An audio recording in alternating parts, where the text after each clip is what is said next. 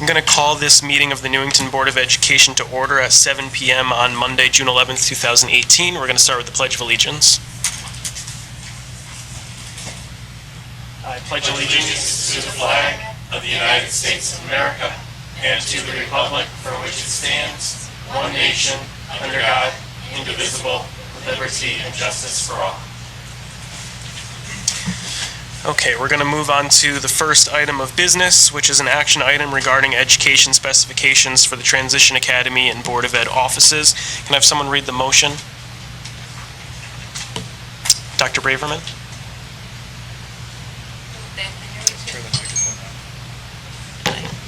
Okay. Yep. Sorry. Move that the Newington Board of Education approve the educational specifications for the Transition Academy, Helen Nelson Meeting Room, and the Board of Education central offices at Newington Town Hall. And seconded by Mrs. Guyon. To begin the discussion, this is something that we discussed at our previous meeting last week, although that was at a different location. We did go in depth over what these education specifications are for. For anyone watching, these are for the ability to apply for a state construction grant. This is the first stage. To do that for the town hall renovation project, we were asked by the town council to initiate these steps a couple months back. And these are our specifications. Mr. Jacomowitz prepared them for us. Do you have anything to add on, or a brief overview of what they are? The major elements of this are the three aspects of activities that go on in the town hall. One is the Transition Academy, one is the boardroom that's here, and then our general offices upstairs, where we have 7 departments that share that space. In the ed specs are typically designed as support for educational programming for the school district. You know, this is not a general construction grant. This is a grant to advance different educational purposes, and the central office is one of those functions. Certainly, Transition Academy also fits into that situation as well. So as we write ed specs, these truly are what the needs are for the program, and they are vetted through the process with the board and then ultimately sanctioned by the board and then presented to the state for consideration for a grant. So the different elements that are here can be as detailed down to specific dimensions for different things, or general statements about the intent of what the project's supposed to be. All of these are okay. There is just because of the concerns over square footage that would actually be available for central office operations. The ed specs have a provision in it that if the town only chooses to build out the 11,000 square foot version of the third floor, that it gives the board the remedy of being able to redesign to best fit operations as we see how that will unfold over the next year and a half to 2 years, instead of trying to get everybody into undersized spaces, which would be very problematic for operations for an extended period of time. And I think it's important to highlight that fact for everyone that these ed specs don't control what happens with the construction at all. What they do, however, is provide flexibility in the event the board makes a determination the space simply doesn't meet its needs. The ed specs have the ability for it to be flexible, for the board to be flexible with the building committee and vice versa. So this doesn't control anything. It doesn't put to bed any of that issue that has been raised by us in the past. But it does provide flexibility so that there wouldn't be an additional issue with the construction grant as it went down the line. Mm-hmm. That's correct. Does anybody have any specific questions about the content or elements that they're just not certain about that are presented? I do have one peripheral question, which is whether or not, as part of the Transition Academy portion, does the state take into consideration the trailers that need to be paid for as part of this construction to house the Transition Academy? They might. They might. Is that something that we will find out later on, or? We should also then make an amendment to the ed specs to incorporate temporary trailer operations while construction is going on. So would the same hold for 66 Cedar Street potentially? for moving human capital over there, or no? Not for, typically for rentals. It would be for, what you're actually building is permanent construction. Okay. And that is technically, it's like a portable classroom. Those are eligible for reimbursement. Okay. I don't think a lease would be for that. Okay. So certainly you could entertain a friendly, amendment to this particular set of ed specs. Okay. Can someone make the amendment to the ed specs to include the trailers for the Transition Academy? Moved by Mrs. Guyon and seconded by Mr. Vasella. Is there any discussion on the amendment to the ed specs? Seeing none, all in favor? Aye. So that provision will be added by Mr. Jacomowitz. Is there further discussion? Dr. Braverman, did you have something on the ed specs in general?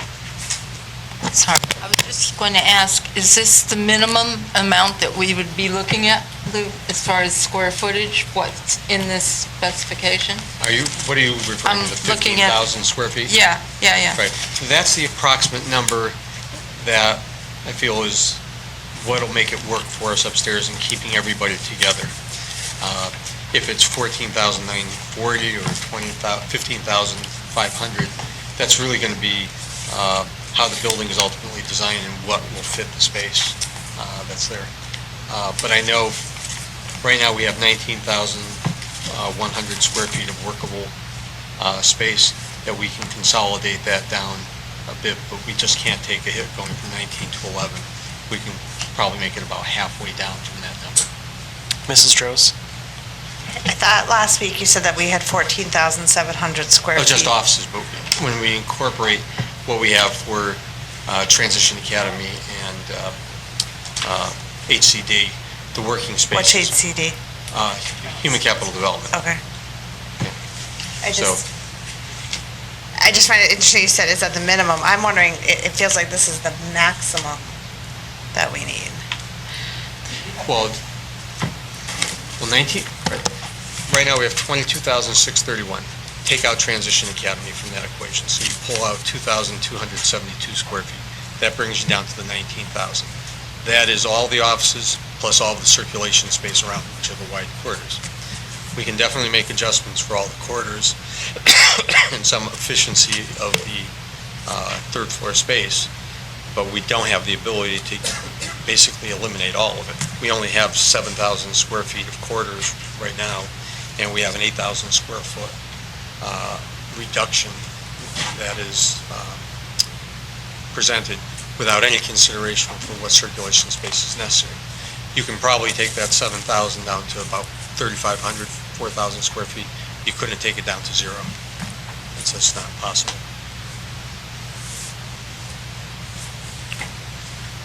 Is there further discussion on the ed specs? Welcome, Mr. Sylvia. For your information, there was one slight amendment made to the ed specs that we reviewed last week, and that's to include the trailers for the Transition Academy, that the temporary trailers that the Transition Academy will be in, add that into the ed specs as a means to hopefully be able to recoup some of that through the state grant as well. Thank you, and my apologies for my tardiness. Not a problem.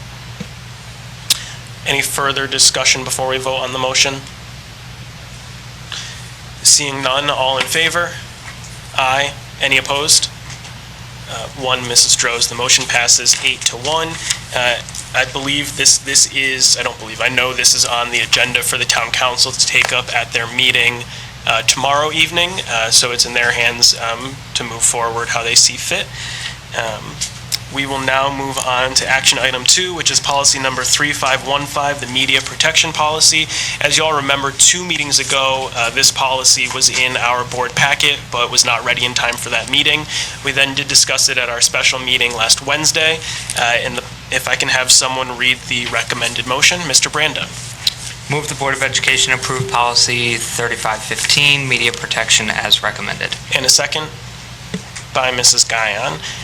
As we've all heard at a couple of meetings, this is something that is required of us so that we can move the criminal Justice Information Services, which is in the second paragraph of the policy.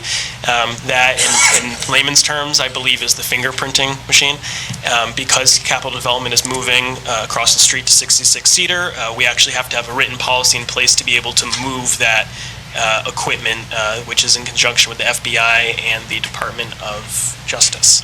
Is that right? Mr. Farisi's shaking his head, so I guess I remembered last week. Mr. Farisi, is there anything further to add for the public's benefit? This policy just also expands beyond the movement of the equipment, also to just outline some security features that are appropriate for us to maintain while we do own the equipment. Perfect. Any questions for Mr. Farisi on the policy as it's been presented to us a few times? Dr. Braverman.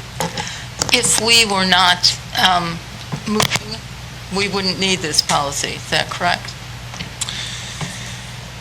That is not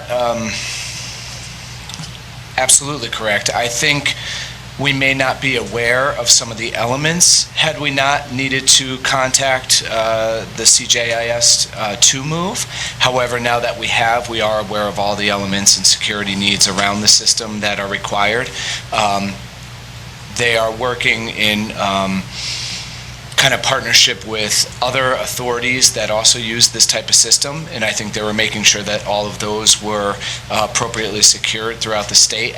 Ours is currently, and they would have eventually worked with us again throughout this year at some point to ensure that we were up to date on all the policies that we needed. I don't know if it would have come this quickly, but we are here now, so we're able to address it now.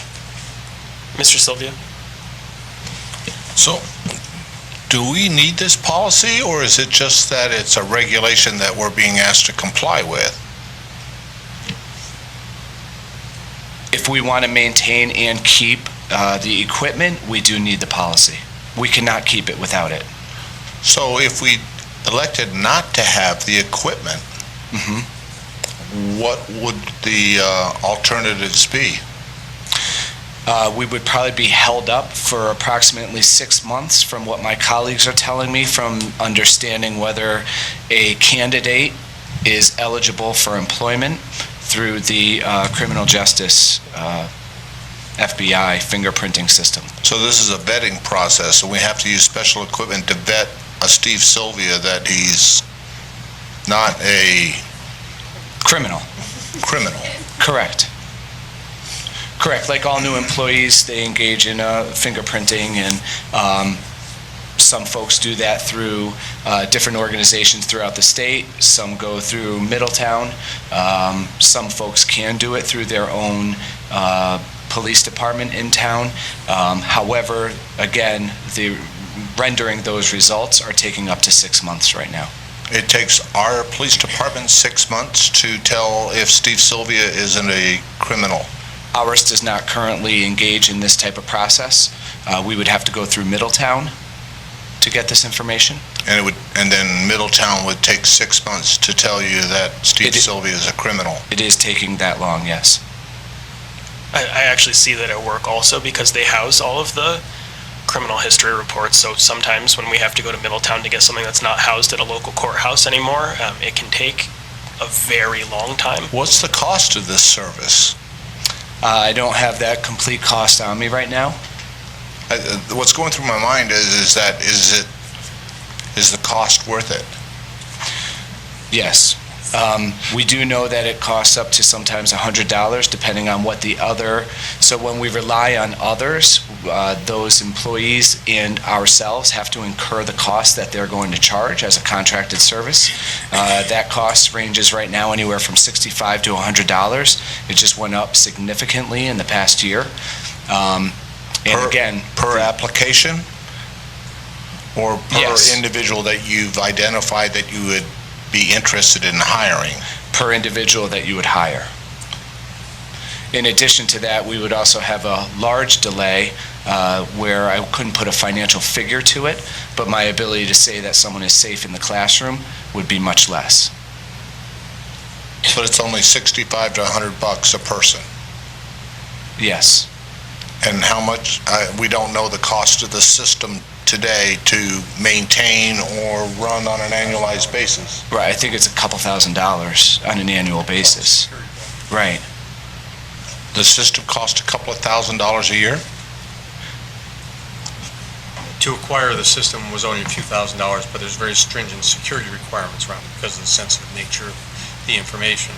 And this is part of their information system management strategy, that if you want access, you have to provide the assurances through your security policies and practices to make sure that your pipeline into their information system is secure. Okay, so the system cost is a sunk cost. We've already bought it. All right, is there a variable cost associated with that every time I want to know if Steve Sylvia is a criminal? Right, so No, absolutely no. Okay, thank you. Any further discussion on the policy as it's been presented? Seeing none, all in favor? Aye. Any opposed? The motion passes unanimously. Thank you.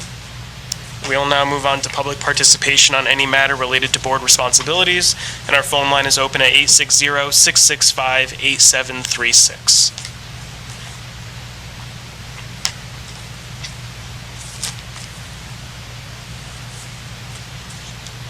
Thank you. Rod Mortensen, 53 Meadowview Court. I'm here tonight not representing the building committee in any way, shape, or form. I've talked to a couple of committee members. I'm here as a, I would hope to say, knowledgeable participant and a resident. When I got Friday's town crier, I was very upset.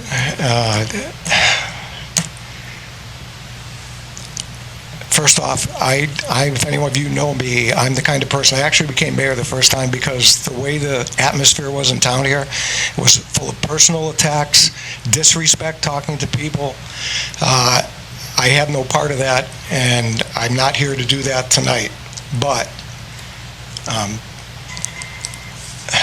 I really don't know where to begin. I'm kind of embarrassed for the town. I feel it's not just the board, it's not just staff, it's the town council, elected officials, et cetera. I've been on 3 project building committees, and I reluctantly came on this third time hoping that we could get the project done. And I don't know if it's because of misinformation, because of people's lack of understanding. All along this process, I remember in the first building committee, I had requested that we get everybody involved, any stakeholder, the library, the Board of Ed, Parks and Rec, even the senior center. They're not connected to it, but they're across the street. I was surprised because here the building committee is down getting ready for pre-bids, and I feel like I'm going through another divorce. We've been disconnected from the town council or the Board of Ed when I feel like we've never been connected, and all that we've been trying to do is to do that. Some of you I know, some of you I don't. I can't remember, and I don't know why there's never been a liaison. I've requested and mentioned to the board chairman more than a number of times, why isn't there a liaison to this building committee? Why isn't there staff at this building committee? This is a huge part of the project. I suggested to the chairman that the architect and the chairman went to the senior center for a presentation, went to the chamber, went to Kiwanis, went to the Friends of Library. When I was mayor, we did a little program of the town council, actually held town council meetings in each one of the elementary schools because I felt that people at the schools didn't know what the town was doing, and the town didn't know what the people in the board were doing in the schools. I'm not going to say it was a huge success, but it was very positive. I feel everything about this project since it started 8 years ago is negative, and I am absolutely frustrated to the max on it. So if there's anybody or everybody, elected staff, want to take responsibility for it, I know everybody's here is reasonable people. I've worked with 4 town managers, 3 superintendents, and boy, have we had problems along the way, but they've always been worked out with reasonable people. We don't always get what we want. But here's the bottom line. The voters finally, overwhelmingly gave us $28.8 million to build a town hall community center complex. That's it. That's it. And so we are trying to do with that what we can. Is everybody going to get what they want? No. Is this what I would have built? Absolutely not. I think it's too small, it doesn't look to the future, but that's what we have. And this has gone on so long, and it's cost the town millions and millions of dollars that we haven't put a shovel in the ground. If you look at what a labor rate, for instance, for an electrician was 8 years ago, what is it today? What does it cost for wood today? What did it cost 8 years ago? How many environmental studies, space studies, architects we've had? This is an embarrassment to all of us. So I'm here on a positive note.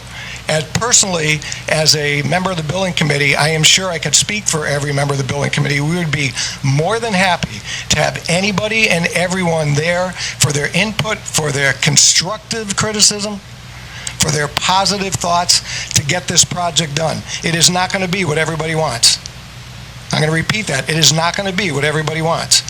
But this is what we were given. This is the way the process works. I also think that both the town council and the Board of Ed needs to realize that the building committee is not the policy maker.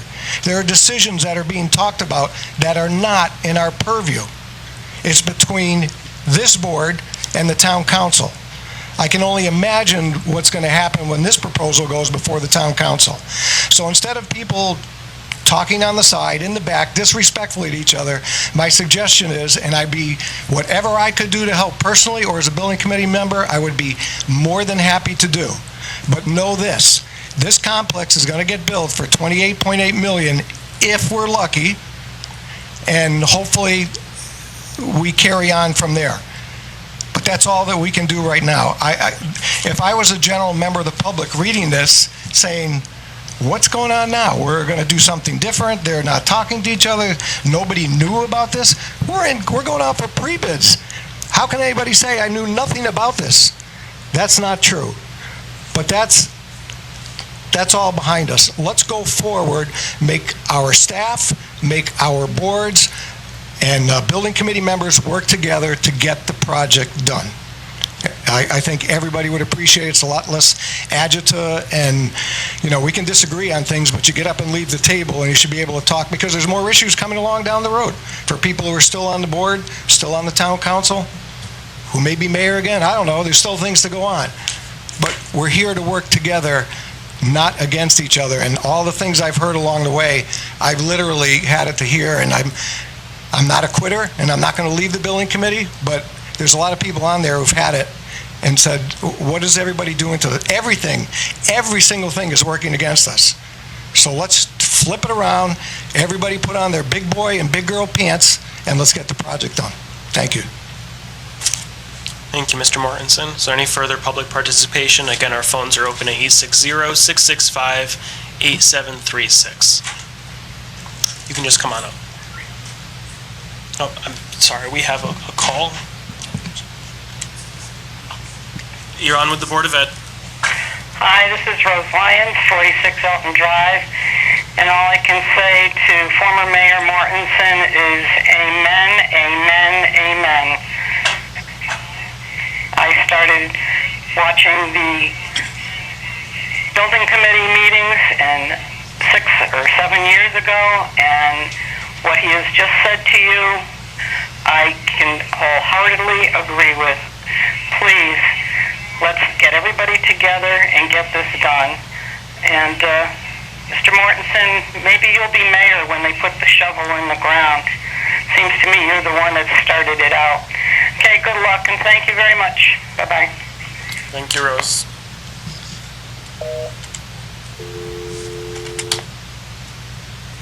Okay, thank you.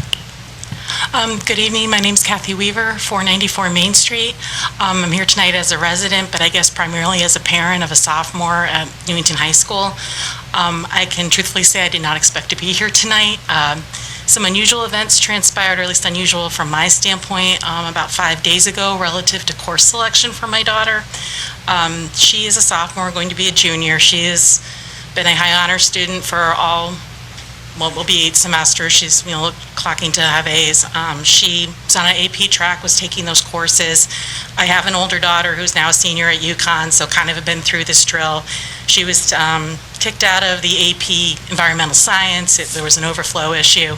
Was put into AP Bio months ago.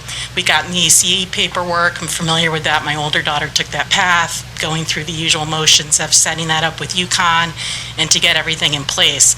It was signed off by Mr. Korn in the guidance office on the 31st. The deadline was the 2nd. Usual kind of end of the year stuff. I picked her up from school on the 6th, and she comes to the car crying and in tears and says, I don't have AP Bio. I don't have any science I can take other than physics. And I'm like, okay, that seems odd. So she seemed very upset. Teenagers are teenagers, so she goes, and I think it's happening to other people too. I said, okay, I'm very big and they need to advocate for themselves because that's, a step to adulthood. This sounded like it was a little bit more than the average course challenge for a 15-year-old, so I said, you know what, I'll call Miss Love, we'll set something up, try to work through that. So I do that on Thursday. We were supposed to meet tomorrow with Miss Love, and I really thought it was probably an anomaly in my daughter's schedule that she, if anyone's kid, it'd be my kid who had some concoction of courses that just was not going to make this work, and we'd go from there. Over the course of the weekend, and then particularly on Sunday, my daughter's phone started blowing up with all of her classmates having the same experience, and they're all going to be incoming juniors, that they were not going to be in AP Bio. Now it was becoming a senior-only class. I made sure I checked the course catalog. Neither the environmental science, the bio, or I looked at psychology as well. None of those are slated as senior-only classes. My older daughter's now home. Same thing. I said, does this seem odd to you? So she said, yeah, she said, she never had a problem getting into classes before, that type of thing. And I was like, okay.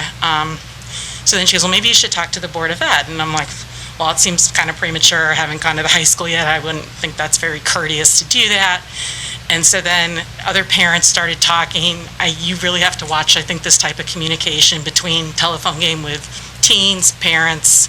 But everyone was like, yeah, you should go. And I thought, well, isn't that nice that you're all nominating me to go? But I'm like, and then someone said that this was the absolute last session. I maybe didn't understand this correctly, but there wouldn't be one until the school year started. So if there was any hope of any kind of change in resource allocation for teachers, sounded like, wow, tonight's the fire sale on this, which I found out last night. So I was like, whoa, okay. So I still thought it would be discourteous to show up here without going to the high school. I will couch all my remarks with both my children have been through the school system, kindergarten through 12. My older one, she still loves to come back here. My youngest will be in 11th grade, and I've never, little hiccupy stuff along the way, but I have nothing but good things to say about the school system. It's not like that type of thing. It's always been a good experience. So I called Miss Love and left her what I'll call a Hail Mary message last night and said, okay, when I called you the other day, I thought it was just my daughter's schedule. Now it seems like 13 other kids are in the same deal. Maybe there's an opportunity for a new section. Now I feel like there's a fire sale on any opportunity to make the board aware of it, if that's appropriate, not appropriate. I don't really feel like I have enough info. Can we move up this meeting from Tuesday to today? So if I need to come here tonight, I could at least speak halfway intelligently about something. So Ms. Love and Mr. Korn were very accommodating. They worked with me a lot today. I spent probably an hour and a half in there. What I got out of this, which I guess was a surprise, my kids are 5 grades apart, so this is the first time they've pushed some AP things down. My youngest took AP U.S. History this year, which I think was only a junior offering. It used to be exclusively juniors and seniors for the AP offerings. I understand they're trying to push that down a little bit. She did really well with that. So she's an AP track kid too. What I got out of this is AP Environmental Science booked exclusively seniors. AP Psych exclusively seniors, seniors still waiting. AP Bio, little convoluted there. If there's juniors there, it's a handful. And then I guess there's OSHA requirements on the lab sciences, so they can't, at 25, it's gonna max out because that's an OSHA safety thing, so that's obviously got its own constraints. And like 2 sections of each of these type of things, but seniors still waiting. Juniors like locked out of these completely, yet the course catalog doesn't say that.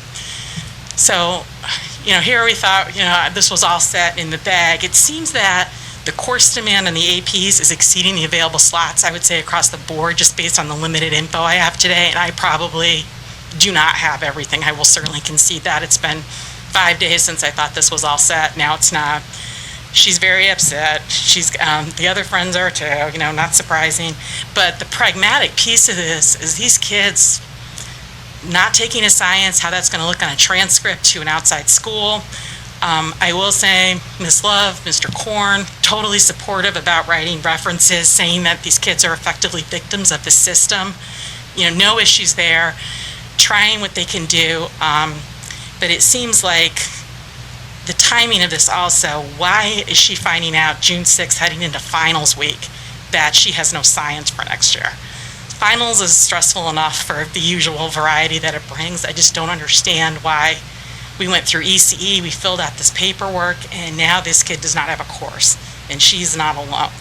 So I'm wondering if there's an opportunity to, and I know it is a multifactorial process, particularly with ECE and AP, they have to be certified, then you have to have slots.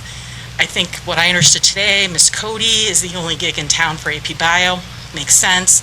I'm not sure of the person that does environmental science, but I also understand only gig in town.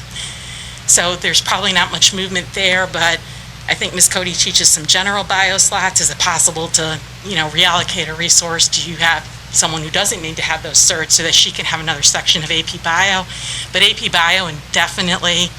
And then I think the kids were, chittering amongst themselves from what I could see on the text.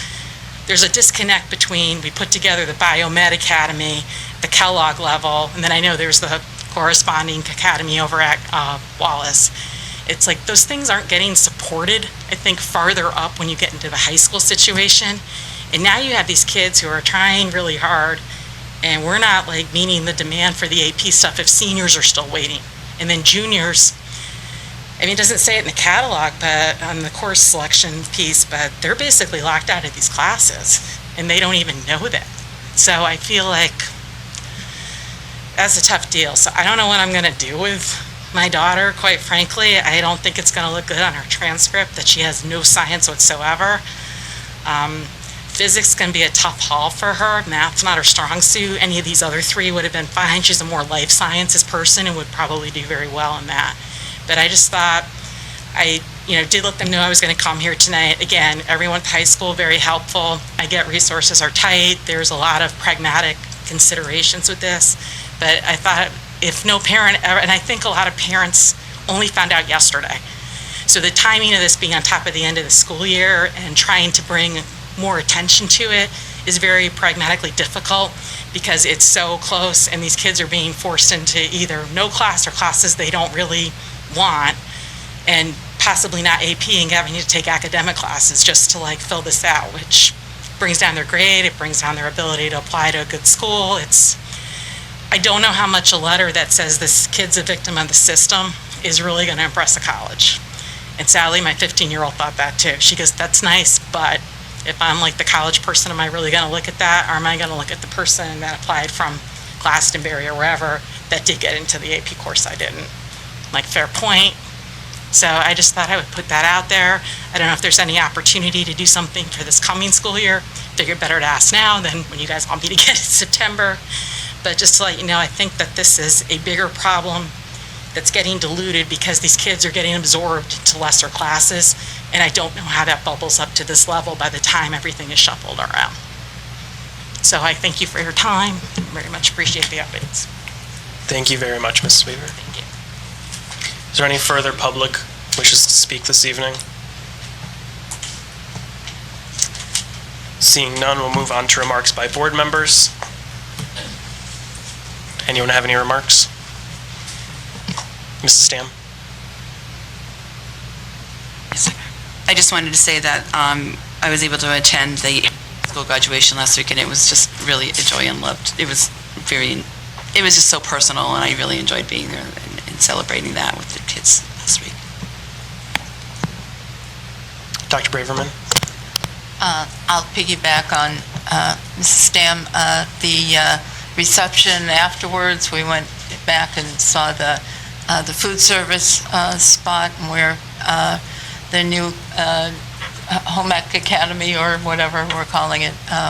It was very nice, and the students were very appreciative. So it was very well done. Mrs. Droz? I I don't know if she's still here. I do hope that the people who have the power to talk to the high school do that. That's a big problem. So if there's any way that it can be reallocated, I hope that something is done about that. Mr. Brando? So I'm wearing my Patterson shirt today because the entire school raised over $4,000 for a dance-a-thon for craniofacial, I think it's the Craniofacial Association. So it was their largest fundraiser in a few years at the school, so all the kids got pledges and some did small fundraisers on the side. And I think I just wanted to kind of mention that and just some of the other positive stuff that we have going on with our students. Hundreds of students have received, awards, honors throughout the past couple of weeks, athletic achievements like our volleyball team. So I think that there's a lot of positivity going on within our district that I hope people maybe pay a little closer attention to and start talking about a little bit more. And on June 18th, a little girl in our district was diagnosed with brain cancer, and there's a fundraiser at Puerto Vallarta. So if you have the means to go, part of the proceeds will go to help that family support her during this tough time. When's it? June 18th, a week from today. Mr. Tufeld? I also attended the evening graduation. I would like to commend the two commencement speakers. They were former graduates from the school. I think they did a wonderful job, and it was a very enjoyable evening, even from the culinary side of it, like Dr. Braverman said. It was enjoyable all the way around. Thank you. Thank you, Mr. Tufeld. Mr. Sylvia? Thank you. I'm very curious on our administration and if we're going to be able to have any kind of answers or options available to the parent that came up. I know this is officially our last meeting, but I would hope that we would be able to, as Ms. Drodds mentioned, have some options for the students to evaluate and not have to just take another course because they're taking another course, but be able to get another, I believe it was a science, AP Science that they're seeking. I'm hoping that our administration can provide options. Well, I would love to be able to do that. I think you've all sat at the table as the positions were reduced over the past few years. We've lost several positions. This is exactly the outcome. And so, where do you take it from? Do we not have partner relationships with other districts that can offer a AP course? We do that. We do it with our ag vocational. We do it with other types of courses. Is there any way that we can partner with other districts to allow that type of opportunity for our students? We cannot, because we teach it.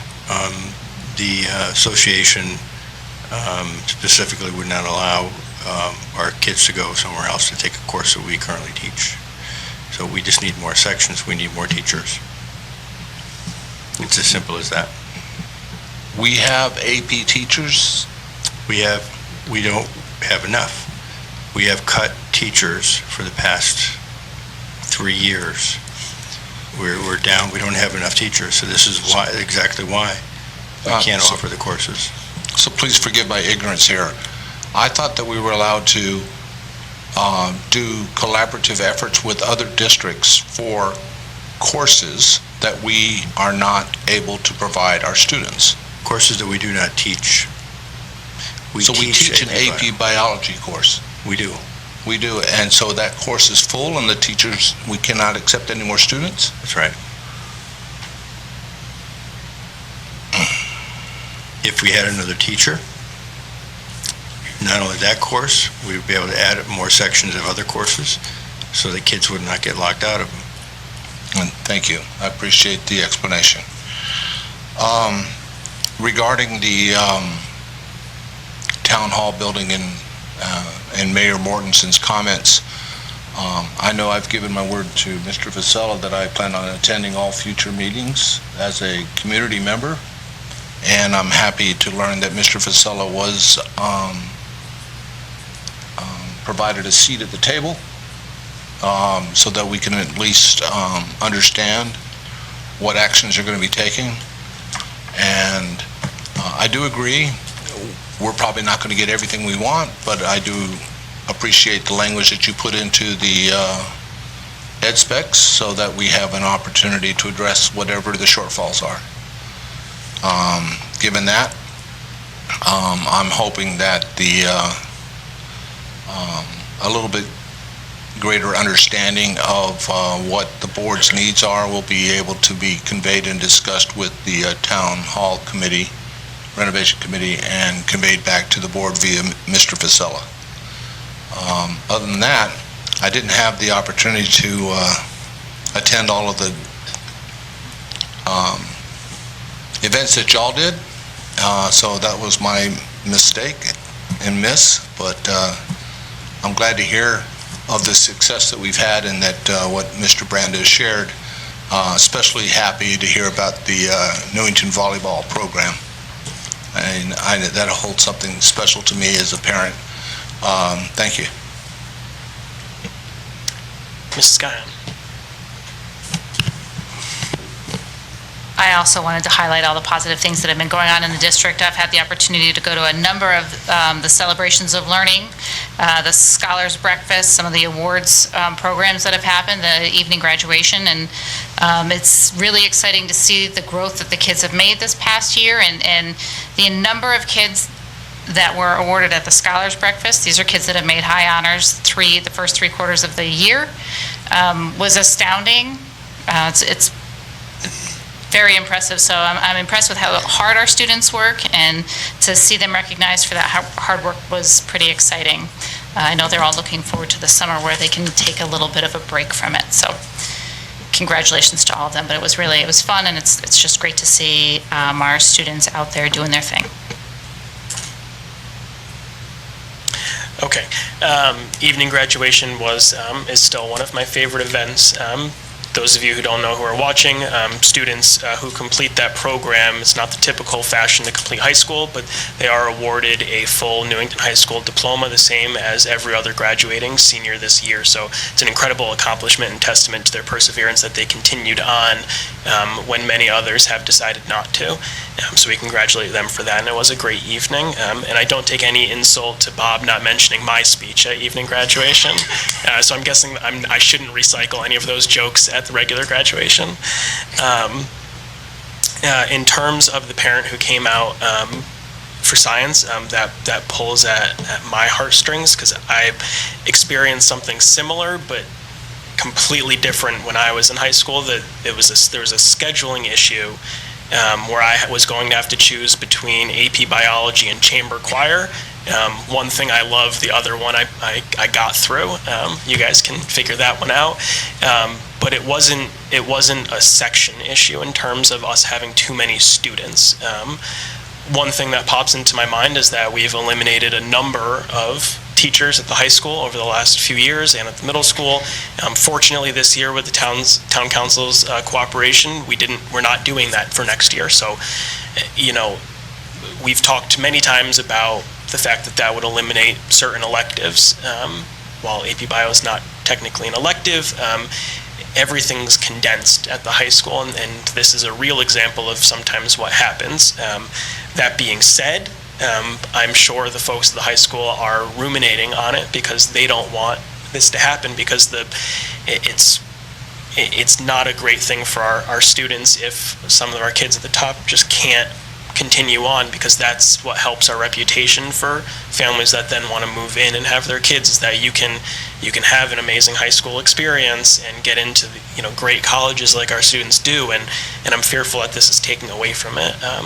The other thing, and it's not a today thing, but one of our policy changes was that anyone can take an AP class. I wonder if that's had an impact on locking younger students out, because more seniors would be qualified to take them now, and preference always goes to seniors because it's their last chance. So I'm sure the administration is going to be looking at that. has it been successful? Is it still working? Is it something we should continue? Are there exceptions that we should make to it as a general rule? I'm not sure, and I think Mrs. Weaver's still here. The Board of Ed, we are policymakers, we're not decision makers, and I'm sure you understand that. If we could snap our fingers and make everyone happy, we certainly would. If it turns out that your daughter's unable to take the class, we will all feel horribly about that, but I assure you, the administration at the high school, as you know, works incredibly hard day in and day out for their students, and I'm sure your child is a wonderful student, so I'm sure they'll continue working to see if there's anything that can be done. Barring that, we do have a good relationship with Central, and I don't know how money works out for courses that we're not allowed to take over there, but maybe that's an avenue people should look into in terms of taking an intro biology class at Central. I don't know if you have the means or would want to, but that could be potentially an option, and maybe we could work with Central to see if they would allow something else in, although that kind of goes against the policy the agreement that we have with them. I'm just throwing things out here because we're all thinking quickly. Lastly, in my comments for this evening, generally for Town Hall, as Mr. Sylvia said, Mr. Vasella is our liaison to the committee. He's not an official committee member. He will be spending even more of his time outside of the house. I know that project's near and dear to the family anyway. I'm sure Ellen's fine with that. To provide more communication, obviously we need that. I'm not sure the content of the article Mr. Mortensen was referring to, if there's a quote from me in there that was inflammatory, but when we got into office in November, the town hall renovation project was not even on my radar as something that we were going to be dealing with around this table. Certainly not an education grant, was not anything I'd heard in my previous years on the board. So we are doing everything we can to try to understand the issues, to try to communicate more. I hope that the council will act positively tomorrow night, because the ed specs are purely for flexibility. It's something the council requested of us. We have now complied with that. The language in there that may be inflammatory is not, it doesn't decide one way or the other what has to happen.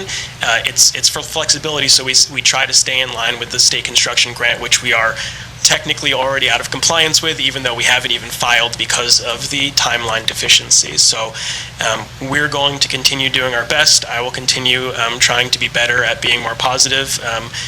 We all want the project to get done. We just want useful space, and we're going to help out where we can so that it is useful for everyone. We certainly don't want a $28.8 million facility that won't meet the needs of the town. So we are willing participants in this continuing conversation, and we will continue to be approachable and give of our time as we all have. That's all I have for the evening. I will go back to Mr. Tufelt, but I will not go back to anyone else. Mr. Tufelt. Is there a possibility of increasing the number of students for the AP class? I believe we're hard capped because of the lab requirements. Right. Whereas in some, is there a possibility of changing into the movement where we could enter more students? it would have to. Do a lab type deal? It's a section issue as opposed to a number of. The number of students is hard capped at a section for lab space and for teaching requirements.